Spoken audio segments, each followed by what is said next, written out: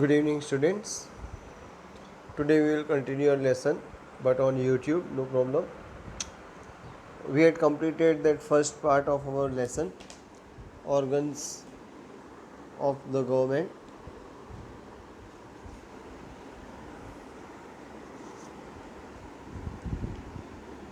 In that, we have completed the principle of division of power, legislature, unicameral legislature, bicameral legislature, and legislature at the central level, parliament, Lok Sabha. That much we had completed. Today will start qualification for membership of Lok Sabha. अगर लोकसभा का election लड़ना है, जीतना है, तो उसके लिए क्या क्वालिफिकेशन चाहिए? एक रजिस्ट्रेशन करवाने के लिए, इलेक्शन में खड़े रहने के लिए। To be qualified as a candidate and to be elected as a member of Lok Sabha, he और she must be a citizen of India. तो शर्तें हैं कि पहले तो वो सिटीज़न होना चाहिए इंडिया का, 25 ईयर्स या उससे ज़्यादा का होना चाहिए। फिर अनसाउंड माइंड और इंसॉल्वेंट। अनसाउंड माइंड मीन्स पागल नहीं होना चाहिए।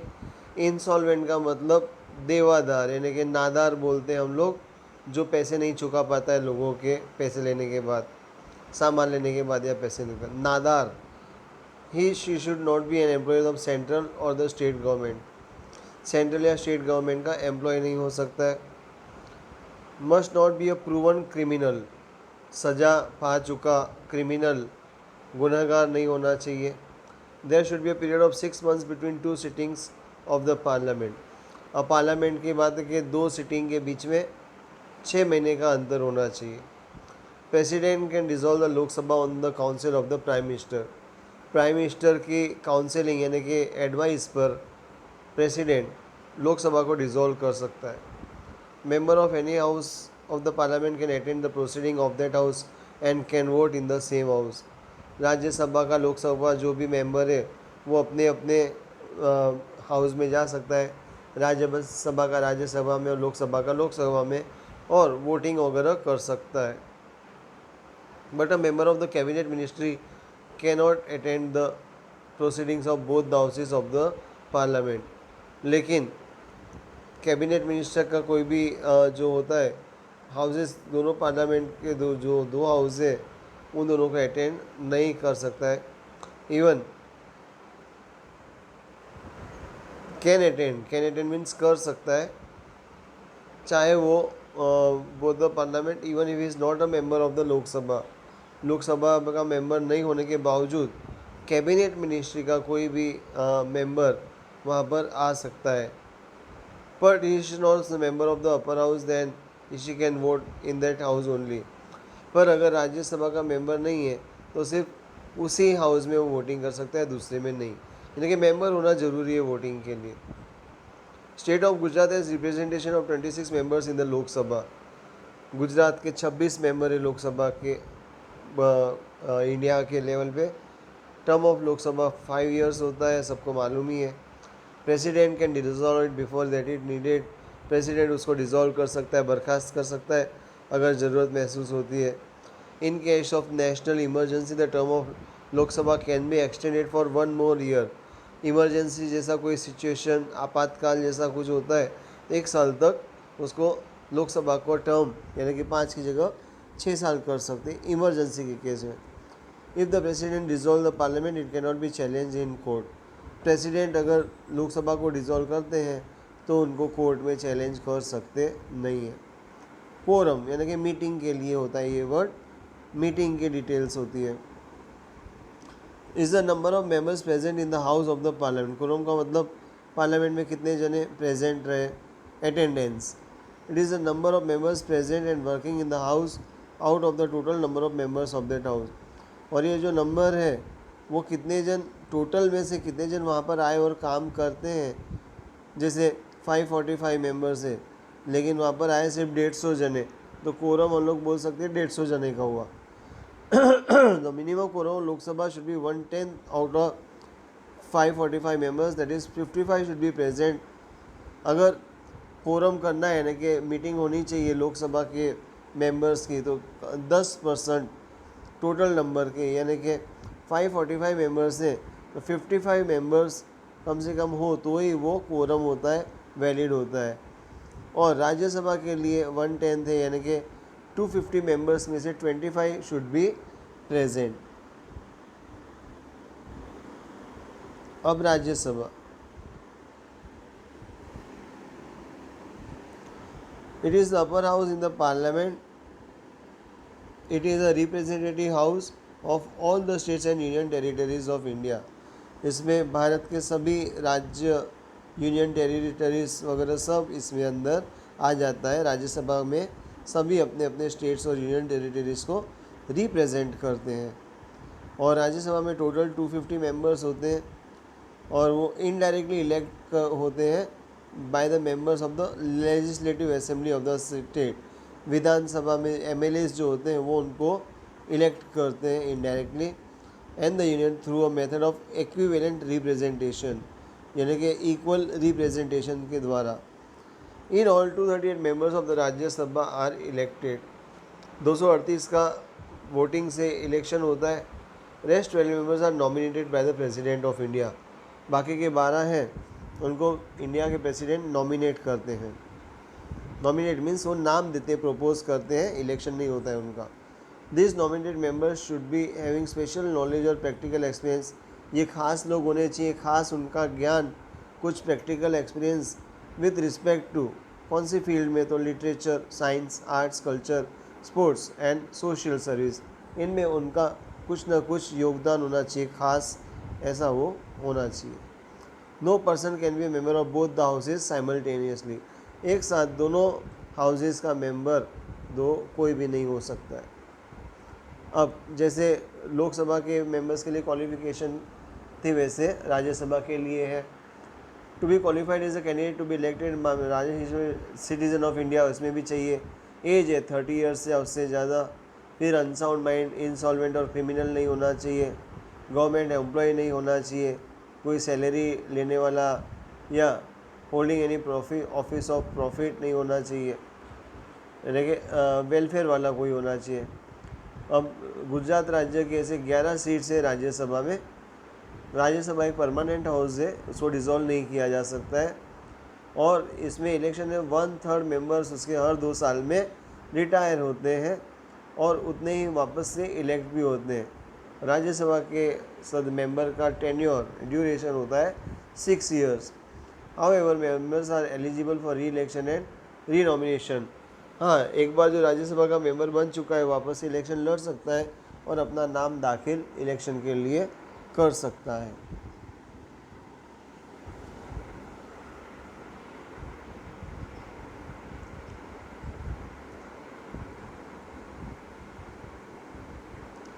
Generally both the houses of the parliament meet for 3 times a year। दोनों हाउसेज जो है 3 बार साल में मिलते हैं। इन मीटिंग्स को सेशंस बोलते हैं।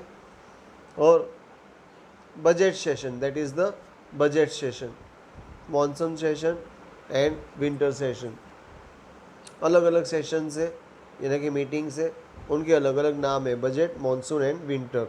उनके सीज़न के हिसाब से ये होते हैं। और बजट जो होता है वो जनरली फरवरी का होता है। Vice president of India by virtue for his on his office holds the offices और चेयरमैन ऑफ राज्यसभा। राज्यसभा का चेयरमैन जो होता है वो वाइस प्रेसिडेंट होता है। Where is the vice chairman of the Rajya Sabha is elected by the members of the Rajya Sabha. Rajya Sabha का जो वाइस चेयरमैन है उसको इलेक्ट किया जाता है मेंबर्स के द्वारा। फ्रॉम अमॉन्ग देमसेल्व्स ओनली, अपने बीच में से। जो 250 मेंबर्स है उसमें से किसी एक को वाइस चेयरमैन बनाया जाता है और चेयरमैन जो होता है वो वाइस प्रेसिडेंट होता है। The first chairman of the Rajya Sabha was doctor Sarvepalli Radhakrishnan. जो टीचर्स डे हम लोग मनाते हैं, अभी आने ही वाला है 5 सितंबर को, वो हमारे जो फर्स्ट चेयरमैन थे राज्यसभा के। स्पीकर ऑफ लोकसभा, अब तुमने देखा होगा जैसे लोकसभा चलती है, स्पीकर होता है, वो पूरा मैनेज करता है, एडमिन करता है, बैठने के लिए कहता है, उठने के लिए कहता है, बोलने के लिए कहता है, बहुत झगड़ालू जैसा सब होता है। Speaker of Lok Sabha, the main function of the speaker is to see for that the proceedings of the Lok Sabha gets organised in a prescribed form. यह तय किए गए अनुसार, मापदंड के अनुसार उसकी मीटिंग हो, प्रोसीडिंग्स चले। वो ये काम है वो लोकसभा के स्पीकर का देखना। फॉर्म टू मेंटेन डिसिप्लिन रखना, order, law and order, dignity, respect of the houses को, जैसे कोई भी कुछ भी बोले तो उसको बाहर भी निकाल सकते हैं। Top most functions of the speaker, ये खास उसके फंक्शंस है, कार्य है। The members of the Lok Sabha elect their speaker and deputy speaker from among themselves, और लोकसभा अपने स्पीकर के लिए अपने में से ही स्पीकर और डेप्यूटी स्पीकर का चुनाव करती है। Speaker presides over the session, जो मीटिंग्स होती है, सेशन होता है, उसमें स्पीकर बोलता है of the Lok Sabha and maintains and controls it's functioning, और लोकसभा के इन सेशंस का कंट्रोल और उसको मेंटेन करने का पूरा काम ये स्पीकर करते हैं। Speaker aspects discipline from the members in the Lok Sabha. बहुत बार तुमने लड़ाई झगड़े, मारा मारी, कुर्सियाँ फेंकना सब देखा होगा, पार्लियामेंट्स में होता है, विदेशों में भी ये होता है। तो स्पीकर चाहता है कि सभी डिसिप्लिन में रहें। Speaker is the protector of the dignity of the house, speaker जो है वो उस हाउस की रिस्पेक्ट को प्रोटेक्टर है वो। His decisions in the house are final and conclusive, वो जो बोले वो बात फाइनल होती है, उसको कोई चैलेंज नहीं कर सकता है। Speaker can belong to any of the political party और even have a strong support of any political party, speaker किसी पॉलिटिकल पार्टी का हो सकता है या पॉलिटिकल पार्टी का सपोर्ट होने वाला कोई हो सकता है। But after being appointed as the speaker of the Lok Sabha it is expect that the speaker carries out the proceedings of the parliament in a firm and impartial manner. इसीलिए कोई भी जब स्पीकर बनता है तो लोग चाहते हैं, सभी चाहते हैं कि वो जस्टिस दे, न्यायपूर्ण तरीके से चले, किसी पार्टी का फेवर करे नहीं। By gaining a majority of the members of the Lok Sabha on a resolution to remove the speaker, with this a speaker can be removed from the post by giving a 14 days notice period. अगर parliament के सदस्य एक resolution pass करते हैं majority के साथ कि ये स्पीकर नहीं चाहिए, तो 14 दिन की नोटिस देके उस स्पीकर को हटाया जा सकता है। All the speeches and criticism in the Lok Sabha done by addressing the speaker only, और जो भी किसी को कहना है पहले वो स्पीकर से बात करता है, बाद में वो दूसरों के साथ उसकी बात होती है। Working in both the houses of the parliament can be carried out in either Hindi और इंग्लिश, और कामकाज हिंदी या इंग्लिश दोनों में चल सकता है। Speaker can permit any member of the house to speak his own language in case does not know English और हिंदी। अगर इंग्लिश और हिंदी नहीं आती तो स्पीकर उस मेंबर को, लोकसभा के मेंबर को उसकी भाषा में बोलने का हक देता है। If any member of the Lok Sabha remains absent for a continuous period of 60 days without informing the speaker then his seat is declared vacant. 60 दिन तक बिना बताए अगर कोई लोकसभा का मेंबर एब्सेंट रहता है तो उसकी सीट को वैकेंट डिक्लेयर करते हैं। Casting vote, during any proceedings of the house there arises any question, matter और प्रॉब्लम और डिस्कशन और एनी बिल और act and decision upon it is taken specially when the number of votes in favour और against the matter are equal in number then in such condition. अब कोई भी proceedings हो और कोई भी मैटर आती है, क्वेश्चन खड़ा होता है, मैटर और प्रॉब्लम होती है, और कोई डिस्कशन बिल यानी कि एक्ट के ऊपर जो नियम बन रहा है, लेजिस्लेशन बन रहा है, उसके ऊपर decision upon is to be taken specially, और उसके ऊपर डिसीजन लेना है specially when the number of votes in favour और अगेंस्ट आर इक्वली नंबर, दोनों के ऊपर सेम वोट यानी कि इक्वल वोट्स पड़े हो। देन इन सच कंडीशन, तो उस टाइम पे speaker can give his deciding vote which is known as casting vote. तो स्पीकर अपना एक एक्स्ट्रा वोट दे के दोनों में से किसी एक को उसकी ये देख के फाइनली उसको एक वोट दे सकता है, और उसको कास्टिंग वोट बोलते हैं। उसके अलावा apart from such situation speaker cannot vote, speaker कभी वोटिंग कर सकता नहीं है। Shri Ganesh Vasudev Mavalankar was the first speaker of Lok Sabha. Shri Ganesh Vasudev Mavalankar was the first speaker of the Lok Sabha. Absence में, स्पीकर के absence the proceeding are conduct by the deputy speaker. The speaker नहीं होता तो डेप्यूटी स्पीकर सब संभालता है। In the absence of the speaker and the deputy speaker the proceeding of Lok Sabha are conducted by a speakers panel. अगर दोनों नहीं है तो स्पीकर्स की एक पैनल बनाई गई होती है, वो consisting a senior experience and who are familiar with the proceedings of the parliament, experts from different political parties. तो एक पैनल होती है पॉलिटिकल पार्टी के एक्सपीरियंस मेंबर्स जो सीनियर्स होते हैं, जिन्होंने पार्लियामेंट के सेशंस देखे हैं, प्रोसीडिंग्स देखी है, ऐसे एक्सपर्ट्स लोगों का एक पैनल होता है, वो फिर प्रोसीडिंग्स चलाता है. When can a bill become an act? कोई नियम कब बन सकता है, कोई भी बिल जो है नियम कब बन सकता है? Proposal is called a bill. ये नियम पास करना है तो वो प्रोपोजल हुआ, पास हो जाएगा तो वो क्या बन जाएगा? एक्ट बन जाएगा. तो पास होने के पहले बिल और पास होने के बाद वो कायदा कानून बन सकता है. Parliament does the important work of augmenting the old laws, framing new laws and nullifying obsolete laws. तो पार्लियामेंट का एक खास काम है, एक इम्पोर्टेंट काम है कि नए रूल्स को हटाए, नए पुराने रूल्स को हटाए, न्यू लॉज फ्रेम करे और ऑब्सोलीट लॉज जो निकम्मे लॉज है उनको डिलीट कर दे.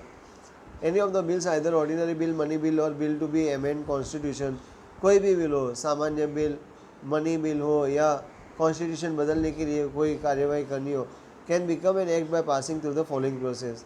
एक प्रोसेस के द्वारा ही वो एक्ट बन सकता है.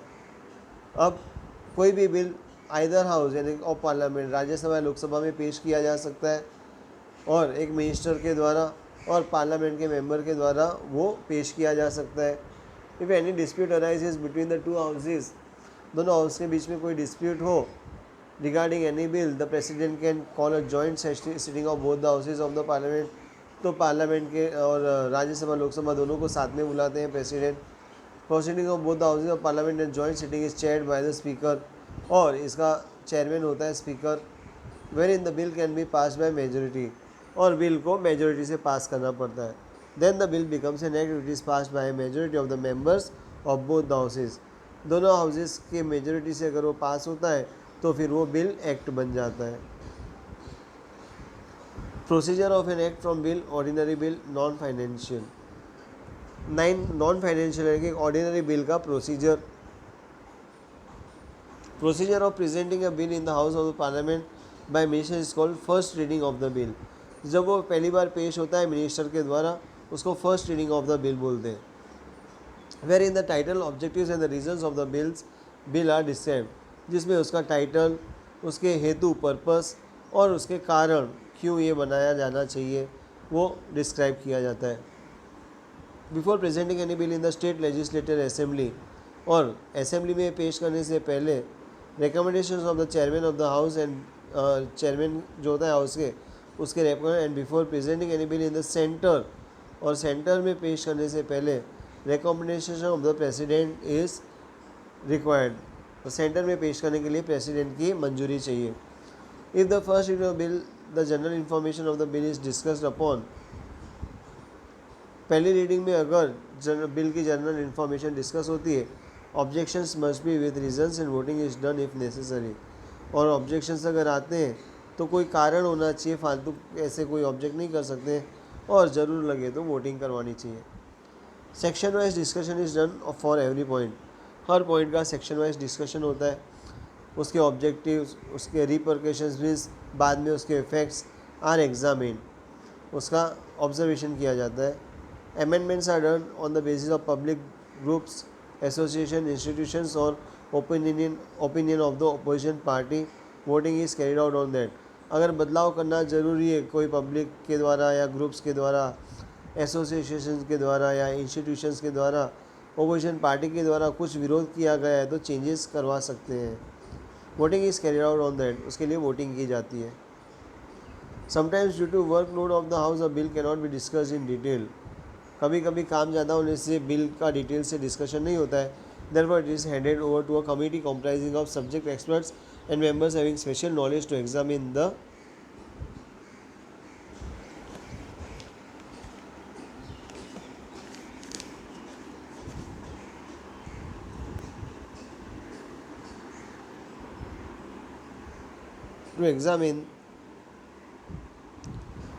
बिल. तो बिल को एग्जामिन करने के लिए सब्जेक्ट के उसके टॉपिक के जो एक्सपर्ट्स हैं जिसके बारे में वो बिल है, उनकी एक कमेटी बनाई जाती है, मेंबर्स होता है, और वो फिर उसके ऊपर डिस्कशन करते हैं. Then keeping in view point view the public opinion undergo necessary discussion, लोगों की बात ध्यान में रखी जाती है, पब्लिक ओपिनियन के बाद नेसेसरी डिस्कशन किया जाता है, suggested required changes there in, और उसके बाद ज़रूरी चेंजेस किए जाते हैं। Report of the committee submitted to the house, और कमिटी का जो रिपोर्ट है उस हाउस को सबमिट होता है। Then a bill is send for the third reading, उसके बाद थर्ड रीडिंग के लिए बिल पेश किया जाता है। I will stop here today. Hope you have understood. Go through the lecture again and again and try to understand it. If there is any difficulty, you can call me.